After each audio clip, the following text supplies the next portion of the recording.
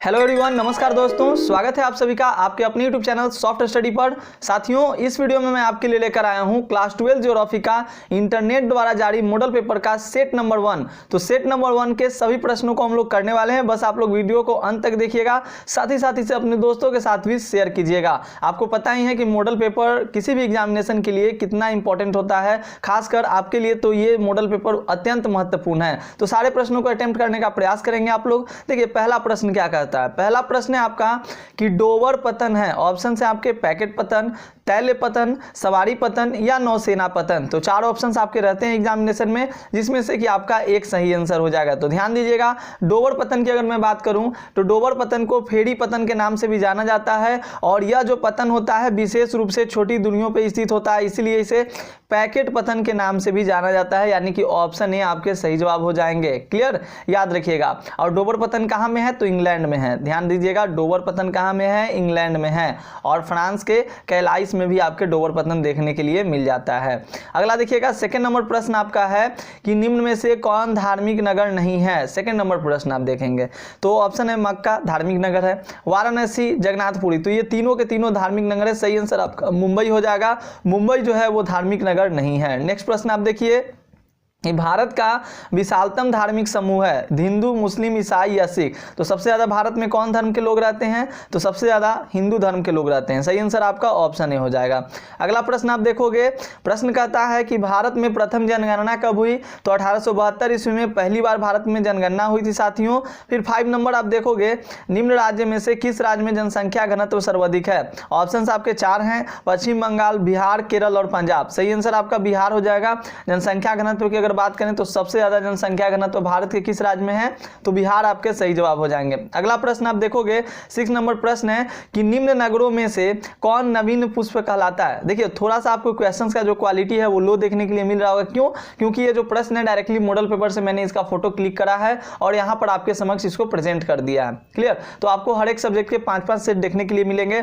प्रश्न आपका 6 नंबर अभी देख लीजिए कि नवीन पुष्प के नाम से किस नगर को कहा जाता है? तो अदीस अबाबा को नवीन पुष्प नामक नाम से जाना जाता है। तो ऑप्शन डी आपके सही जवाब हो जाएंगे, अदीस अबाबा। अगला देखिएगा, 7 नंबर प्रश्न है, पैट्रिक गिडीज का संबंध है। देखिए, पैट्रिक गिडीज का जो संबंध है वो सन नगर से। सन नगर का मतलब होता है एक विशाल विकसित नगर क्षेत्र होते हैं जो कि अलग अलग नगरों या शहरों के आपस में मिल जाने से एक विशाल जो विकास होता है, क्षेत्र का विकास होता है, क्षेत्र में बदल जाता है, उसी को सन नगर कहा जाता है। जैसे एग्जाम्पल मैनचेस्टर हो गया, शिकागो हो गए, तो ये सारे एग्जाम्पल्स आपके। तो ऑप्शन ए आपका सन नगर सही जवाब हो जाएगा। क्लियर? अगला देखिएगा, भारत में स्त्री प्रवास का मुख्य कारण क्या है? तो भारत में स्त्री प्रवास क्यों होता है भाई? शिक्षा के लिए तो होता नहीं है। हमारे यहाँ शिक्षा तो मतलब स्त्रियों के प्रति तो देखी ना कितनी जागरूकता है, बहुत कम। विवाह के कारण क्या होता है कि स्त्री का प्रवास हो जाता है। प्रवास का मतलब होता है एक जगह से दूसरी जगह माइग्रेट करना। अगला प्रश्न आप देखोगे, माइग्रेट मतलब स्थानांतरण करना। अब देखिएगा, यहाँ पे प्रश्न आपका 9 नंबर है कि निम्न राज्यों में से किसकी साक्षरता दर सर्वाधिक है? तो सही आंसर आपका साक्षरता दर की बात करें तो केरल की है। तो ऑप्शन बी आपके सही जवाब हो जाएंगे। फिर 10 नंबर देखेंगे कि निम्न में से कौन छावनी नगर है? छावनी नगर आपका कौन है? अंबाला। तो ऑप्शन सी आपके अंबाला सही जवाब हो जाएंगे। निम्न में से कौन शैक्षणिक नगर है? तो अलीगढ़, पिलानी, रुड़की, इनमें से सभी। तो सभी हो जाएगा, क्योंकि शैक्षणिक नगर का मतलब होता है जहाँ पे शिक्षा वगैरह ये सब दिया जाता है, उसी को शैक्षणिक नगर कहा गया। तो शैक्षणिक नगर में आपके सब हो जाएंगे। 12 नंबर प्रश्न आप देखोगे क्या कहता है कि लिबेरिका संबंधित है? तो लिबेरिका कॉफी से संबंधित है। सही आंसर आपके ऑप्शन भी हो जाएंगे। सोयाबीन उत्पादन में अग्रणी राज्य कौन है? तो ऑप्शन है मध्य प्रदेश जो आपका है सोयाबीन उत्पादन में अग्रणी राज्य है। कहवा उत्पादन में अग्रणी राज्य कौन है? तो कहवा उत्पादन में आपका कर्नाटक जो है वो अग्रणी राज्य है। तो याद रखिएगा, सोयाबीन की बात करें तो मध्य प्रदेश और कहवा की बात करें तो कर्नाटक आपको याद रखना है। अगर चाय की बात कर ले तो चाय में आपका असम आ जाता है। तो आपके ऑप्शन डी सही जवाब हो जाएंगे ये। अगला प्रश्न देखिएगा, अमन तथा बोरो संबंधित है। ये चावल का एक प्रकार है, अमन तथा बोरो कह सकते हैं कि नाम है। तो याद रखिएगा, ऑप्शन ए आपका सही जवाब हो जाएगा 16 का। नेक्स्ट आप प्रश्न देखिएगा कि पर्यावरण सुरक्षा अधिनियम कब लागू किया गया था? तो पर्यावरण सुरक्षा अधिनियम दोस्तों 1986 ईस्वी में लागू किया गया था। यानी कि ऑप्शन ए आपके करेक्ट जवाब हो जाएंगे। अगले प्रश्न की ओर रुख करते हैं हम लोग। 18 नंबर प्रश्न कहता है आपका कि इनमें कौन मैंगनीज उत्पादन में अग्रणी राज्य है? देखिए, कितना आपसे ऐसे ऐसे प्रश्न पूछ रहा है उत्पादन से लेकर। तो मैंगनीज उत्पादन की अगर बात करें तो अकॉर्डिंग टू एनसीईआरटी आप देखोगे तो मध्य प्रदेश आपके सही जवाब हो जाएंगे। देखिएगा, गूगल पे आपको कुछ अलग डाटा देखने के लिए मिलेगा, लेकिन हम लोग को एनसीईआरटी के अकॉर्डिंग वर्क करना है। सो आपके बुक के अनुसार मैं आपको आंसर बतला रहा हूं, तो सही आंसर आपका मध्य प्रदेश हो जाएंगे।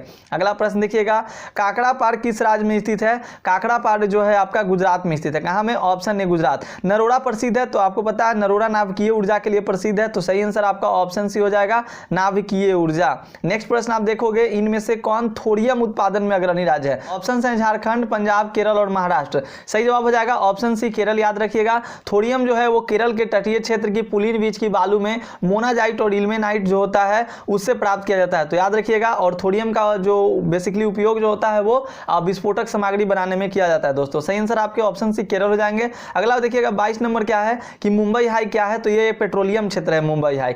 23 नंबर प्रश्न आपका है कि मणिकरण प्रसिद्ध है, तो मणिकरण किस लिए प्रसिद्ध है? भूतापीय ऊर्जा के लिए। ऑप्शन ए आपके सही जवाब हो जाएंगे। अगले प्रश्न की ओर हम लोग रुक करते हैं। 24 नंबर प्रश्न है कि बाबा बुदन की पहाड़ियां प्रसिद्ध हैं, तो बाबा बुदन की जो पहाड़ी है, थोड़ा सा नीचे आ गया, स्क्रॉल कर लेते हैं इसको ऊपर। बाबा बुदन की जो पहाड़ी है किस लिए प्रसिद्ध है भाइयों? तो सही आंसर आपका वेरी गुड, लौह अयस्क के लिए। लौह अयस्क के लिए सही हो जाएगा ऑप्शन है आपका। देखिए सारे प्रश्नों को रख लीजिए। 25 नंबर है, निम्नलिखित में से कौन चीनी उत्पादन में अग्रणी राज्य है? तो चीनी उत्पादन में आपका महाराष्ट्र जो है वो अग्रणी राज्य है। मैं फिर कह रहा हूं कि सारे डाटा एनसीईआरटी से मैं बतला रहा हूं आपको, तो गूगल के चक्कर में ना रहेंगे। 26 नंबर प्रश्न आप देखिएगा, प्रश्न कहता है कि निम्न में से कौन सा इस्पात संयंत्र कर्नाटक में है? तो कौन सा इस्पात संयंत्र कर्नाटक में है भाई? तो भद्रावती। तो भद्रावती ऑप्शन सी आपके सही जवाब हो जाएंगे। 27 नंबर है कि बड़ोदरा किस राज्य में अवस्थित है? तो बड़ोदरा जो आपका है दोस्तों वो याद रखिएगा गुजरात में स्थित है। 28 नंबर आपका कहता है कि ब्रटलैंड रिपोर्ट संबंधित है, किससे संबंधित है? तो ये सतत विकास से संबंधित है। आपका ऑप्शन ए आपके सही जवाब हो जाएंगे, सस्टेनेबल डेवलपमेंट से इसका संबंध है।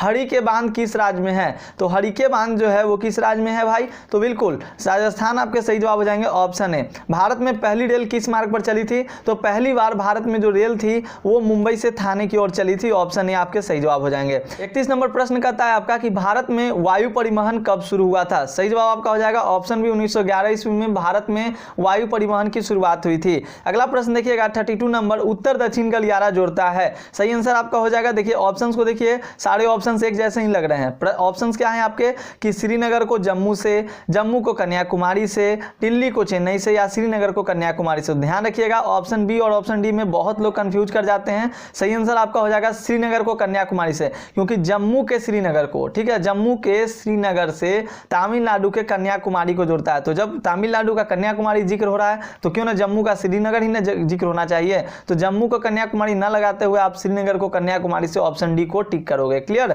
अगला प्रश्न देखिएगा, हजीरा किस राज्य में है? तो हजीरा जो आपका है वो गुजरात राज्य में है। कहां पे? ऑप्शन डी आपके सही जवाब हो जाएंगे। 34 नंबर प्रश्न कहता है कि इनमें से कौन गुजरात का पतन है? ऑप्शन है एनोर पतन, कांडला पतन, पारदीप या तूतीकोरिन। सही जवाब आपका हो जाएगा, बिल्कुल याद रखिएगा ऑप्शन बी कांडला हो जाएगा। क्या जी? तो कांडला हो जाएगा। यह जो है वो पेट्रोलियम के लिए, ज्यादातर पेट्रोलियम को ग्रहण करता है यह पतन, तो याद रखना है। ऑल इंपॉर्टेंट क्वेश्चंस आपके एग्जामिनेशन के लिए। 35 देखिएगा भाइयों, मंगलौर पतन स्थित है। कहां में मंगलौर पतन स्थित है? ऑप्शन ए कर्नाटक आपके सही जवाब हो जाएंगे।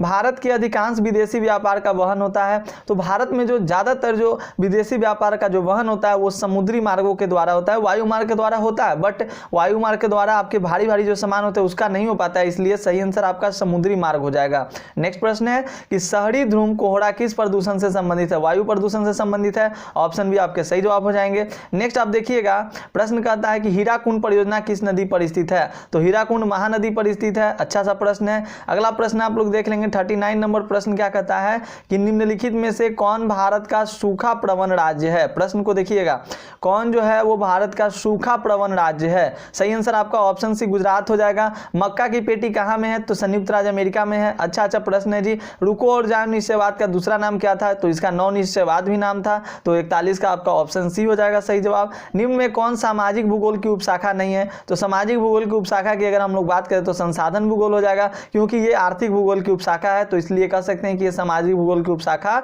नहीं है। अगला प्रश्न हम लोग देख लेंगे, प्रश्न संख्या 43 कहता है कि जनसंख्या परिवर्तन के घटक कौन कौन से हैं? तो जन्म, मृत्यु, प्रवास, तो इनमें से सभी आपका हो जाएगा ऑप्शन डी। जन्म से भी ज्यादा अगर जन्म होगा या कम जन्म होगा, जनसंख्या में चेंजेस आपको देखने के लिए मिलेगा। जन्म, मृत्यु, प्रवास, ये तीनों ऐसे फैक्टर्स हैं जिसे कि आपको पॉपुलेशन में इंक्रीजिंग और डिक्रीजिंग देखने के लिए, इंक्रीजिंग और डिक्रीजिंग बोले तो चेंजेस देखने के लिए मिल जाता है। 44 नंबर प्रश्न देखिएगा, विश्व में सबसे अधिक जनसंख्या किस देश की है? सबसे ज्यादा जनसंख्या अगर बात कर ले हम लोग तो ऑप्शन ए चीन हो जाएगा, याद रखिएगा।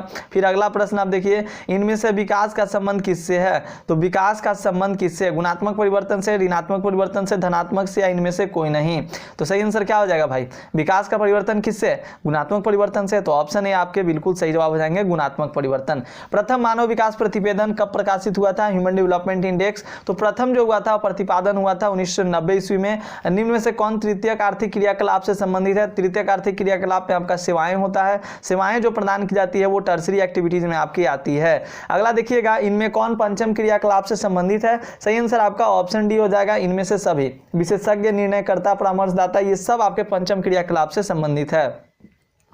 कोल खोज जो उदाहरण है, किसका उदाहरण है दोस्तों? तो कोलक खोज उदाहरण है, याद रखना है आपको। ये सारे अच्छे प्रश्न हैं। सामूहिक कृषि का है, ये रूस में ज़्यादातर किया जाता है। वेल्ड कहाँ है? तो ये भी याद रखना है आपका, वेल्ड दक्षिण अफ्रीका में है। तो ऑप्शन सी आपका हो जाएगा। अंगूर की खेती भूमध्य सागरीय कृषि से संबंधित है। कर्तन एवं दहन कृषि को भारत में किस नाम से जाना जाता है? तो भारत में किस नाम से जाना जाता है? कर्तन और दहन कृषि को झूम खेती के नाम से जाना जाता है। हालांकि ये सब जो है वो कर्तन और दहन कृषि का ही नाम है, मिल्पा लदांग, बट भारत में इसे झूम के नाम से जाना जाता है। अगला प्रश्न देखिएगा, इन वृक्षों में किससे च्युइंगम संबंधित है? तो च्युइंगम जो होता है जेपोटा नामक वृक्ष से बनाया जाता है। अगला है कि सैफील्ड औद्योगिक केंद्र अवस्थित है। तो सैफील्ड औद्योगिक केंद्र कहाँ में अवस्थित है? ऐसे प्रश्न आपसे पूछ रहा है। तो सही आंसर मतलब सही आंसर आपका हो जाएगा ऑप्शन ए, ग्रेट ब्रिटेन में। जर्मनी का रूर क्षेत्र प्रसिद्ध है, किस लिए प्रसिद्ध है? तो कोयला के लिए प्रसिद्ध है। ऑप्शन बी आपके सही जवाब हो जाएंगे। ओरिएंट एक्सप्रेस जोड़ता है, किससे किसको जोड़ता है? तो ऑप्शन सी आपका सही जवाब हो जाएगा, पेरिस को इस्तांबुल से जोड़ता है। पनामा नहर की लंबाई कितनी है भाई? तो 160 किलोमीटर है। पनामा नहर किसको किसको जोड़ता है? तो पनामा नहर जो है वो ऑप्शन बी आपके अटलांटिक महासागर को प्रशांत महासागर से जोड़ता है। पोर्ट सईद कहाँ में है? तो याद रखिएगा, पोर्ट सईद अगर आपसे पूछ दे तो मिस्र आपका ऑप्शन बी सही जवाब हो जाएगा। भारत में जनसंख्या विस्फोट की अवधि क्या थी? तो सबसे ज्यादा भारत में अगर जनसंख्या की जो वृद्धि हुई थी वो सबसे बेतहाशा वृद्धि आपको देखने के लिए कब मिला था? 1951 से 1981 के बीच, यानी ऑप्शन बी आपके इसके सही जवाब हो जाएंगे। नहर के सहारे किस प्रतिरूप की बस्ती मिलती है? नहर, सड़क, रेल लाइन, नदी, नहरों, घाटी, ये सब के किनारे जो होता है वो रैखिक ही आपको देखने के लिए मिलता है। तो सही आंसर आपका क्या हो जाएगा? रैखिक हो जाएगा। क्लियर साथियों, रैखिक ऑप्शन बी। 2011 की जनगणना के अनुसार भारत का लिंगानुपात क्या था? तो 2011 के अनुसार भारत का लिंगानुपात 943 महिलाओं पर 1000 पुरुष थे। फिर देखिएगा, यानी कि 1000 पुरुष पर मात्र 943 महिलाएं। निम्नलिखित में कौन ऑस्ट्रेलिया की राजधानी है? तो ऑस्ट्रेलिया की राजधानी आपका ऑप्शन बी कैनबरा है मित्रों। रबर किस कृषि से संबंधित है? तो रबर जो है आपका वो किस कृषि से संबंधित है जी? तो ऑप्शन डी रोपण कृषि से संबंधित है। ग्रेट लेक सेंट लॉरेंस जलमार्ग किस महादेश में अवस्थित है? ये भी बहुत अच्छा प्रश्न है। ऑप्शन सी आपके सही जवाब हो जाएंगे, उत्तरी अमेरिका से संबंधित है इसका।